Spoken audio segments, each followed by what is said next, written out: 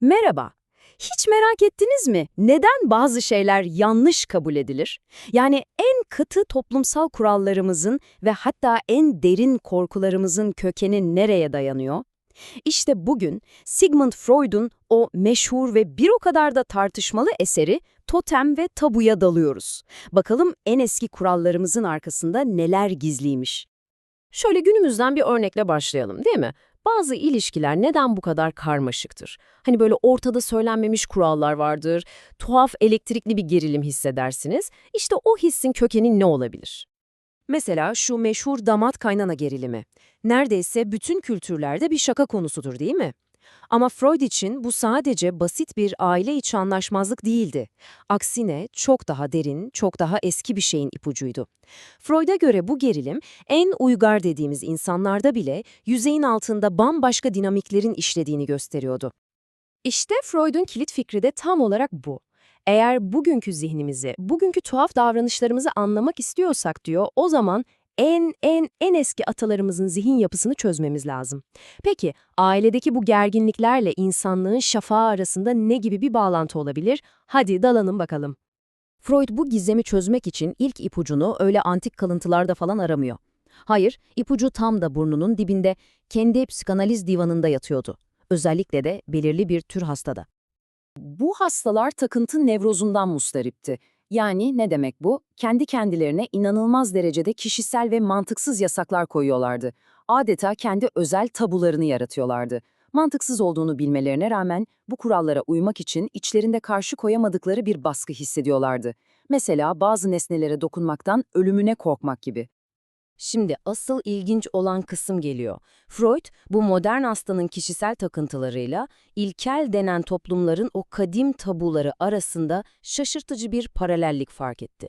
Düşünün bir, ikisinin de kaynağı mantıksız, bilinmiyor. İkisinde de içsel bir zorunluluk hissi var. Kuralı çiğnersen inanılmaz bir korku ve kaygı duyuyorsun. Hatta bu yasaklı düşünceler tıpkı bir virüs gibi başka nesnelere de bulaşıyor, yayılıyor. Bu benzerlik tesadüf olamazdı. İşte bu paralellik, Freud'u alıp bambaşka bir dünyaya, o dönemin etnologlarının anlattığı bir dünyaya götürdü. Özellikle de Avustralya'daki yerli toplulukların hayatını şekillendiren temel bir ilkeye, totemizme. Peki nedir bu totem? Genellikle bir hayvan, bazen bir bitki. Klanın kutsal atası olarak kabul ediliyor. Aynı zamanda klanın koruyucusu, yol gösterici ruhu. Yani totem, basit bir sembolün çok ötesinde bir şey. O, klanın kimliğinin ta kendisi. Herkesi tek bir kutsal atadan gelen büyük bir aile olarak birbirine bağlıyor. Ve tabii ki toteme zarar vermek, onu öldürmek ya da yemek kesinlikle yasak. Bu sistemin mantığı aslında oldukça basit ama bir o kadar da güçlü. Bakın şöyle işliyor. 1. Bütün klan tek bir totem atasını paylaşıyor. 2. Bu durum otomatik olarak klandaki herkesi kan akrabası, yani aile yapıyor. Ve işte bu noktada bu akrabalık ilişkisi toplumun temelini sarsmasın diye iki tane çok temel ve çok sert tabuyu ortaya çıkarıyor.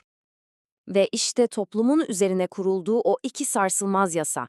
Birincisi, totem hayvanını asla öldüremezsin. İkincisi ve belki de daha önemlisi, kendi totem klanından biriyle evlenemez, cinsel ilişkiye giremezsin. Bu kurallar şakaya gelmezdi. Toplumun temel direkleriydi bunlar. Çiğnemenin cezası mı? Genellikle bütün topluluğun katılımıyla infaz edilmek, yani ölüm. Tamam, şimdi modern nevrozlu hastanın takıntılarıyla bu antik kabile kuralları arasında bir bağ kurduk ama en temel soru hala ortada. Bu tabular en başta neden var? Neden bu kadar şiddetli bir şekilde uygulanıyorlar? İşte Freud'un birleştirici teorisi burada devreye giriyor ve cevap tek bir güçlü psikolojik çatışmada gizli. Bu çatışmanın adı duygusal karşıtlık ya da daha bilinen adıyla ambivalans. Yani ne demek bu? Bir kişiye ya da bir şeye karşı aynı anda hem olumlu hem de olumsuz çelişkili duygular beslemek. Mesela hem sevgi hem de nefret, hem arzu hem de korku. İşte Freud'a göre bir tabu, öyle rastgele konulmuş bir yasak değildir. Tam tersine bilinç dışımızın derinliklerinde aslında gizlice yapmayı çok istediğimiz bir şeye karşı getirilmiş bir yasaktır. Freud'un kendi sözleriyle Tabunun temeli, bilinç dışında güçlü bir eğilimin istediği yasak bir edimdir. Yani asıl kilit nokta şu: bir yasağın şiddeti ne kadar fazlaysa, bilinç dışındaki o yasaklanmış arzu da o kadar güçlü demektir. Evet, yasaktan duyulan korku arzudan daha ağır basıyor ama o arzu hiçbir zaman yok olmuyor. Sadece bastırılıyor. Peki, şimdi bu karşıt duygular teorisini alıp o iki büyük totem tabusuna uygularsak ne olur? İşte o zaman Freud'un insanlığın en derin, en karanlık arzuları hakkındaki o sarsıcı, o meşhur sonucuna varıyoruz. Bakın tabloya. Totem hayvanını öldürme tabusunun arkasındaki bastırılmış arzu ne olabilir? Baba figürünü öldürme arzusu. Peki ya klanından biriyle evlenme yasağının arkasındaki anne ve kız kardeş figürlerine duyulan cinsel arzu, yani ensest. Freud'un iddiası bu kadar net ve sarsıcıydı. Klanın atası olan o kutsal totem aslında babanın bir yansımasıdır. Klanın dokunulmaz kadınları ise anne ve kız kardeşlerin. İşte bu iki büyük bastırılmış arzu, baba katli ve ensest, Freud'un o ünlü teorisinin, yani Oedipus kompleksinin tam da çekirdeğini oluşturur. Ona göre totemizm dediğimiz şey aslında insanlığın ilk büyük kültürel anlaşmasıydı. Toplumu tam ortasından ikiye ayırabilecek bu korkunç arzulara karşı geliştirilmiş dahiyane bir savunma sistemiydi. İyi de tüm bu antik klanlar, totemler, tabular, bütün bunların bizim modern hayatımızla ne alakası var? İşte Freud'un teorisi burada tam bir daire çiziyor ve bizi en baştaki o modern aileye geri götürüyor.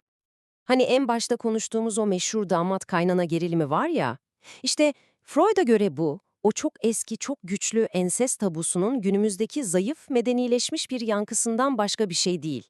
Neden mi? Çünkü kaynana figürü, bilinç dışında o ilk arzu nesnelerini, yani anne ve kız kardeşi çağrıştırıyor. İşte bu bağlantı çok önemli. Çünkü o antik ve şiddetli arzular da, onlara karşı duyduğumuz o büyük korku da hala bir yerlerde içimizde duruyor. Sadece artık o kadar derine gömülüler ki kendilerini ancak böyle tuhaf sosyal rahatsızlıklar olarak belli ediyorlar. Peki, tüm bu totem ve tabu hikayesinin bize bıraktığı miras ne? Aslında çok büyük. Freud'a göre ilk ahlak yasalarımız, en güçlü, en ilkel arzularımıza karşı koyduğumuz yasaklardı. Bugün güvendiğimiz hukuk ve adalet sistemleri işte bu antik yasakların torunları. Dinlerimiz, bu bastırılmış arzulardan doğan o derin suçluluk duygusunu yönetmek için evrimleşmiş karmaşık sistemler. Ve hatta kendi kişisel psikolojik savaşlarımız bile çoğu zaman bu antik insanlık dramasının modern bir tekrarı. Yani özetle medeniyet dediğimiz o parlak yapı, ahlak, din, hukuk aslında mantık üzerine kurulmuş rasyonel bir şey değil. Tam tersine en ilkel dürtülerimizin ve o dürtülerden kaynaklanan suçluluk duygusunun yarattığı kaosla başa çıkmak için inşa ettiğimiz dev bir savunma mekanizması. Ve bu da bizi son bir soruya getiriyor. Acaba bugün bizim dünyamızı yöneten, adını koymadığımız, üzerine konuşmadığımız totemler ve tabular neler? Tüm bu modern kurallarımızın, teknolojimizin altında belki de hala o binlerce yıl önceki antik ve güçlü yasakların fısıltılarıyla, yankılarıyla hareket ediyoruzdur. Ne dersiniz?